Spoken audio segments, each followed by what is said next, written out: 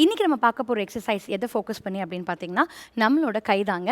S, நிறைய பேருக்கு பார்த்தீங்கன்னா லோவர் பாடி கோர் எல்லாமே ரொம்ப ஸ்ட்ராங்காக இருக்கும். பட் அவங்களோட கையில் வந்து சின்னதாக ஒரு டேப் ஓப்பன் பண்ணுறதோ இல்லை ஒரு வெயிட் தூக்கி வைக்கிறதோ அப்படிங்கும்போது ரொம்ப வீக்காக ஃபீல் பண்ணுவாங்க. ஸோ அந்த மாதிரி இருக்கீங்கன்னா உங்களுக்கு எந்த டம்பிள்ஸும் இல்லாமல் வெயிட்ஸும் இல்லாமல் ஜஸ்ட் உங்களோட ஃப்ரீ ஹேண்ட் எக்ஸசைசஸ்லேயே எந்த மாதிரி ஸ்ட்ரென்த்னிங் பண்ணலாம் தான் இன்றைக்கி நம்ம பார்க்க போகிறோம். ஸோ அதுக்கு நீங்கள் 2 கையும் ஸ்ட்ரெச் பண்ணிக்கோங்க. ஸோ உங்கள் பாடியை ரிலாக்ஸ்டாக வச்சுட்டு மெதுவாக சர்க்கிள்ஸ் பண்ணுங்கள்.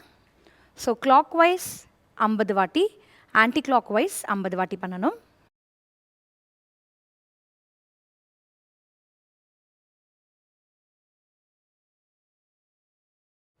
அப்படியே ரிவர்ஸ் பண்ணுங்கள்.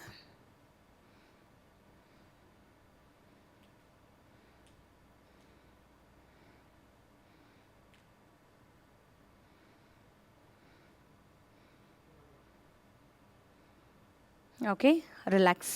இப்போ கையை இப்படி வச்சுக்கோங்க. ஸ்லோவாக பண்ணணும்.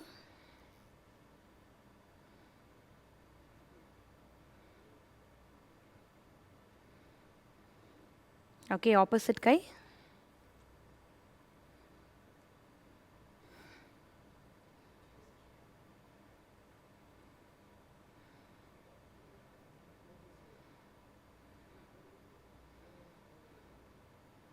ஓகே, இப்போ 2 கையும் இப்படி ஹோல்ட் பண்ணிக்கோங்க.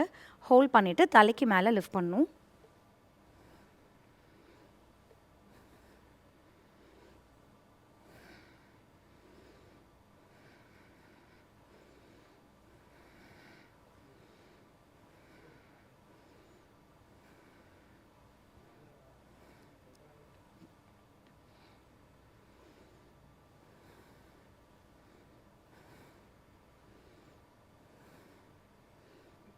Okay, relax. இப்போ இப்படி கை வச்சுட்டு ஓப்பன், க்ளோஸ்.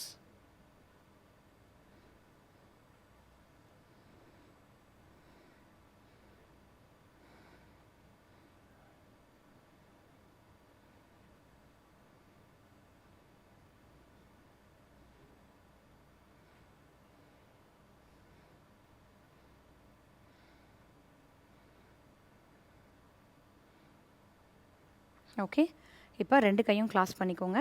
க்ளாஸ் பண்ணிவிட்டு 8 மெதுவாக 8 போடணும்.